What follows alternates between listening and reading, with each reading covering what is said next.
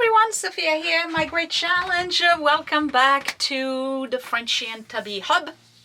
We are in my processing room. It is Tuesday. This is a preview of what's coming up this week in my Etsy shop. I post new items on Etsy, Frenchy and Tubby, link down below or right up here at 5 p.m. on Friday. I want to thank everybody who was apparently waiting behind the keyboard on Friday because pretty much everything went at the door, and you are supporting my family.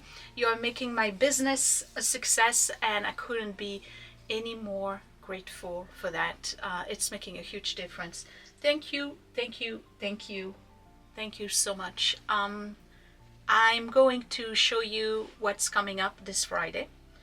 And when I'm done showing you, I'm going to feature one more women business. I want to make sure that if you have an Etsy shop or whatever, a small business, that I get to feature you and give you exposure. This is a good platform. People are kind, people are generous, and people are interested in supporting other women. And I'll say it again, I don't care if you're doing exactly the same thing that I do, I'll still promote your business. So reach out to me, DM on Facebook or Instagram, let me know your shop's name and give me a link, and then I'll feature you in this video. Every Tuesday I'll feature one women-owned business, and the one that's coming up today is pretty amazing. I mean, talk about talent. All right, so what do we have this week in Etsy? First item is a vintage Fostoria, and this is the pattern called coins. Very recognizable because it's got coins all around. This is pressed glass. It's from the 60s. They had the coin pattern in different colors. Scott's grandmother had it in red, and his father kept those pieces, but they were very popular in the 60s. So what is this? It can be one of those items where you put in an entryway and you drop keys, change, or whatever. You can actually serve food in it if you want. It's glass, and you can put the florist foam at the bottom with a little bit of water and use this to make a nice flower arrangement for a small table or even for your dining room. It's in perfect condition. Of course I need to wash it. Fostoria did really beautiful glass. The beauty of it is that it's heavy. Fostoria glass is pressed, but it's always very heavy. It's not thin. I mean, you can wait, it's chunk. Okay, so it's got the coins all around, oval shape. Because it's the clear one, this is not something that's going to clash in your decor. Really like this. Okay, next. Second item on the subject of vintage glass. Amberina glass. Look at the colors on this. It is absolutely gorgeous. This is L.E.Smith. And this is actually a hard to find pattern by L.E.Smith. It's called Heritage, and it has daisies, you know, there'll be close-ups. It has the little diamond medallions with the fans here, and then the triangle here at the bottom. Now, another tip, something that I've learned the hard way. There's been a lot of fake Amberina out there. What they did was they basically had clear glass and they spray painted them with a clear paint. So what happens that when you started washing your Amberina glass, and they did that with other colors too, you would start seeing the color come off. This is, the glass itself is colored, so the color is inside the glass. It's not going to come off. It's pressed glass, but it's absolutely beautiful, in gorgeous shape. I'm looking at it. Should probably look at it a little bit better with my glasses. Yeah, oh, it's so pretty. So what you do with something like this? Endless. Okay, so if your decor is those warm colors, obviously you want something like this on the table. It looks phenomenal on a coffee table or a table by a window where you get sunshine, because then the sun shines through it, and it's going to refract this gold and reddish color all over the place. They are so pretty. It doesn't have any scratches, nothing. You can put nuts in it, or you can put even your remotes, you know, for your TV. You can put it by your bedside, put your glasses in there, your phone, you know, whatever. They don't hesitate to use, if you like vintage, don't hesitate to use your vintage item as common pieces around your house. They don't have to stay in curio cabinets. I should talk. But they don't have to stay in curio cabinets. Use them. They were meant to be used and loved. And this one is no exception. So L.E.Smith Heritage Amberina glass. Oh, I wish I could show you with a light. You know what? Let me try this.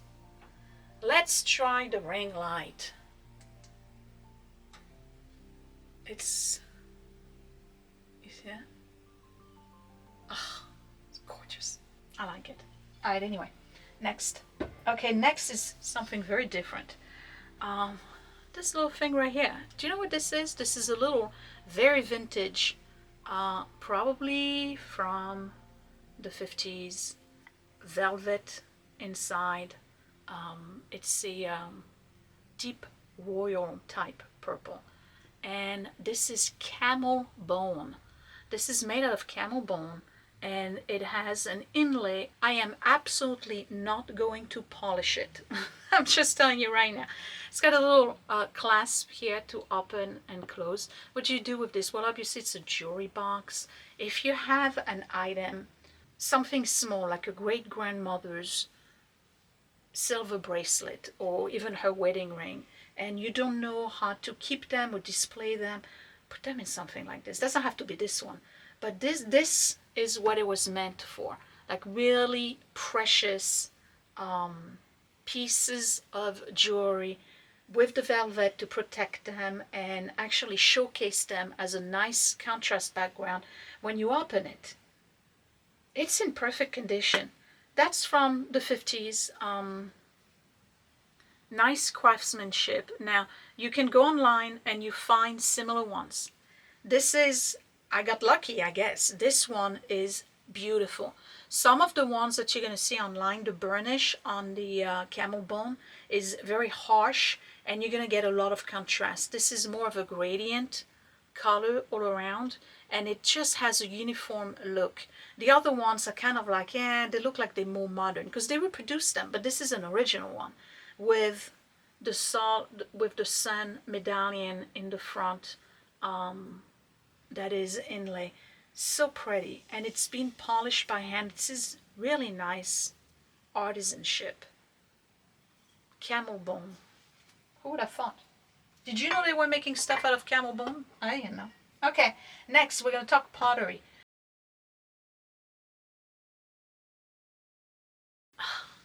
This is very interesting because I don't know what this was meant to be. I don't know if it's meant to be a brush cleaner for a painter, or if it's this just a tiny teacup, you know, Oriental type teacup with that a handle. But it's got a absolutely gorgeous glaze on the inside. Look at this glaze. Purple, light blue, streaks, almost looks like mountains. Look at this. And then on the outside it's green, and then we go back to the purple and blue. And I know that one of you already asked about this one. It is signed TD. I have no idea who TD is, but it's signed, so that's going to be in the shop. God, it's so pretty on the inside. There's so many things that I would keep for myself. This is definitely one of them.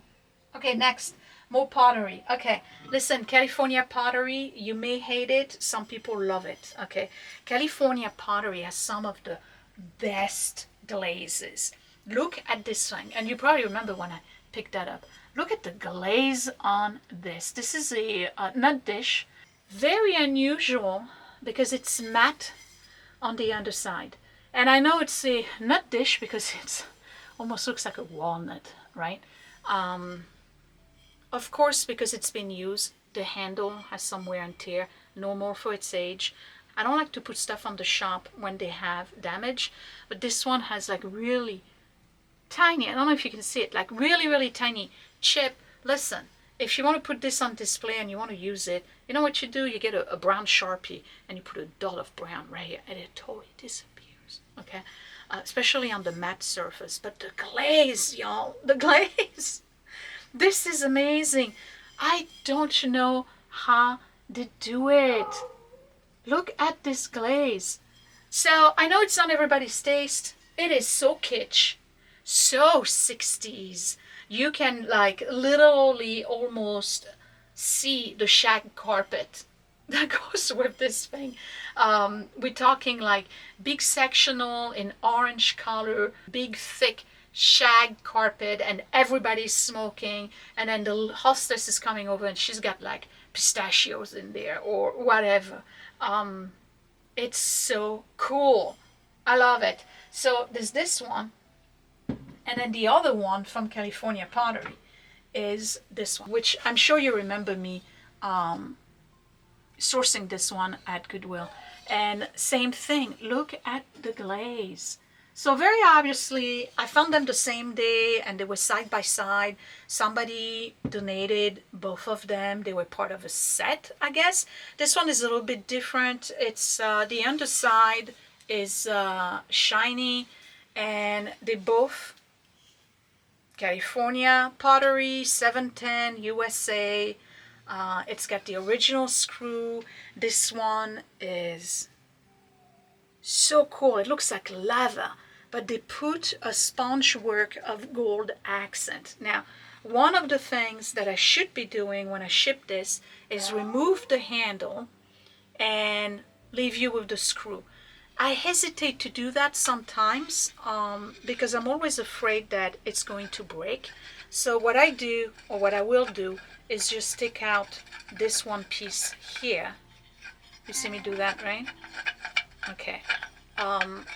And that's easy to put back on. So that way the box is a little bit shorter. Otherwise, it's going to be an odd box. But yay for California Pottery. Now, if you like this kind of stuff, this very kitsch 1960s design, be there at 5 p.m. on Friday, because I'm telling you, every time I have a California Pottery piece, it never stays too long in the shop. There's a lot of collectors for those. Next, another one that you saw me pick out. These are heavy, I'm telling you right now. So if you want them, be ready for the shipping. These are Jennings Brothers, Dante Alighieri and Beatrice. I forgot her name. Pariatino or something like that. Okay, so Dante met her, she was much older than him, when he was a little boy, and then they met again, and his entire life basically Beatrice was on his mind. As far as he was concerned, Dante Alighieri only had one woman who stole his heart, and it was Beatrice. And these are the characters in the Divine Comedy, and I think it's the last volume of the Divine Comedy that's called Paradiso. Don't quote me on it because it's been a while. Okay, so what is this? These are 1930s bookends. Obviously for Liberati or a book collector or somebody who has a library in their home. Just like the eagles I sold last week, one looks one way, she looks the other way. And this is spelter. And spelter is meant to look like bronze, but it's not. Spelter is actually white metal that is molded just like bronze, but it's painted to look like bronze. And because it is poured into a mold, right, the metal, it would be hollow. It would be hollow on the inside. So what they do is that they put plaster to keep it from breaking, because it's very thin and it would be very fragile. So this is so cool.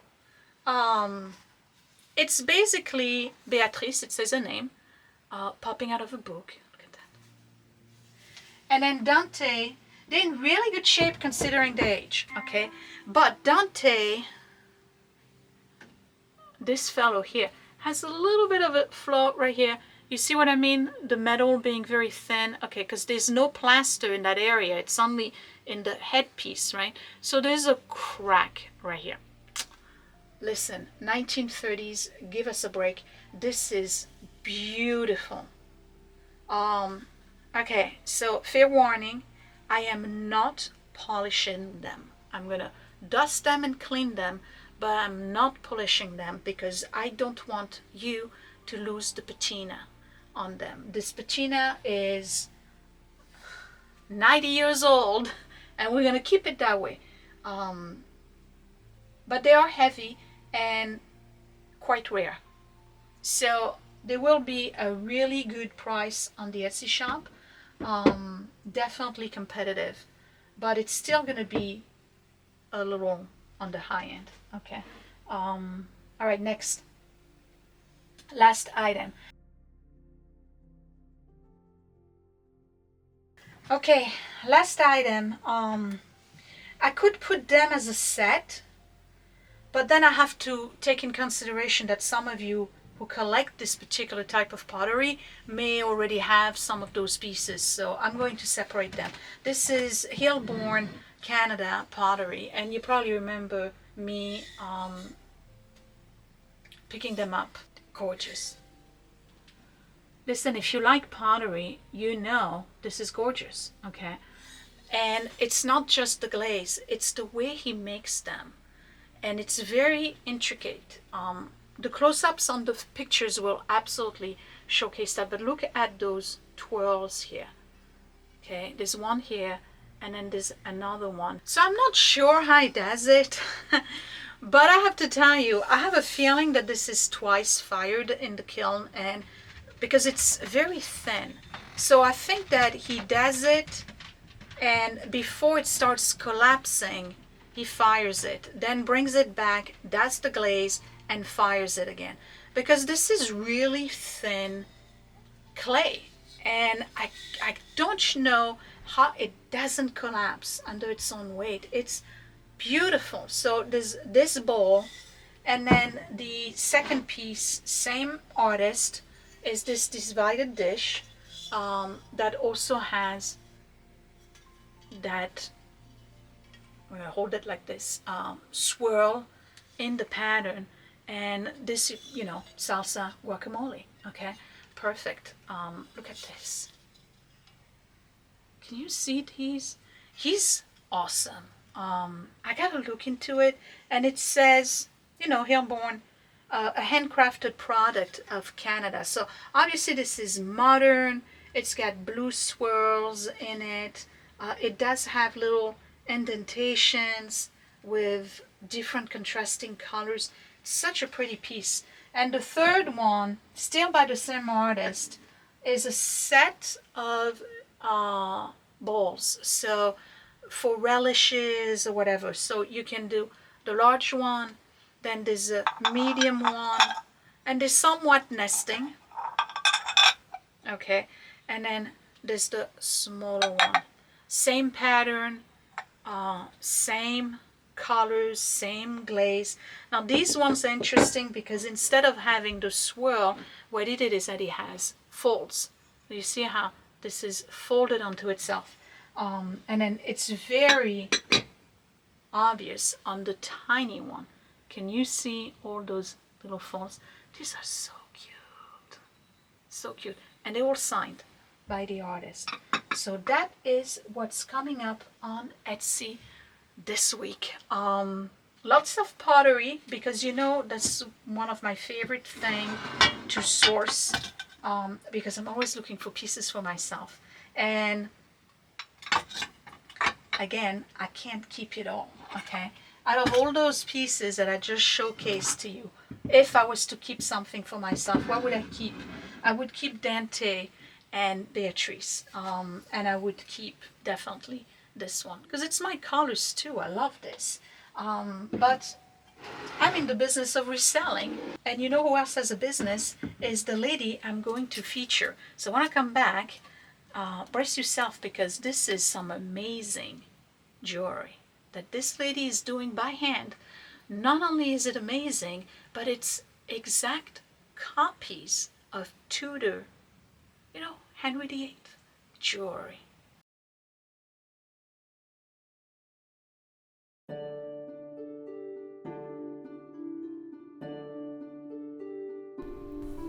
So this week I'm going to feature Sapphire and Sage, historically inspired jewelry and accessories. You can find it at Sapphire and Sage on Etsy. And our girl Rhonda here makes historic reproduction of jewelry pieces and focuses primarily on what appears to be the Tudor and Renaissance period. And I am sure that a lot of movie people and reenactors, Renaissance fair, all of these folks I find fascinating actually shop here, because there's so many different pieces, and she does side-by-side comparison. For instance, we're going to look at Henry VIII here, and look at that. This is a replicate of a collar. So it's a little pricey for that one, but you can see that it's obviously very popular amongst the people attending the Tudor and Renaissance festival and medieval fairs. And she has pieces that are actually very affordable. Look at this ring, $45, and you can actually pick it in different colors. I love the ring, and she has brooches, and she has necklaces, she has headpieces, earrings, belts, statements, brooches. It's unbelievable, and she does it entirely by hand. When you order, I think this is a fantastic idea. And she also does rosaries, and some of those are wonderful gifts, by the way. If you know somebody who's Catholic and is very much into their faith, what a gift. Look at these headpieces, and these are for gloves, I think, bracelets, and again with more necklaces, more bracelets. She's very talented. I have never tried to make jewelry before, but I have to tell you, this is something that would totally interest me if I had the time. So you can see the comparison between the old portrait, and her rendition, which is really accurate, and you can get it in different colors. So if you are into reenactment, this is perfect for you. I really, really love this, and this one in particular, of course, I love this. Look at this. This is a fan with peacock feathers, and she calls it a Renaissance, medieval, or Victorian, Elizabethan, Tudor fair. It's covering it all here. So Rhonda, I have to tell you, I am very impressed with your work, and it was an absolute delight to browse through your Etsy shop. And I tell you what, I have a feeling this ring is going to find its way in my jewelry box.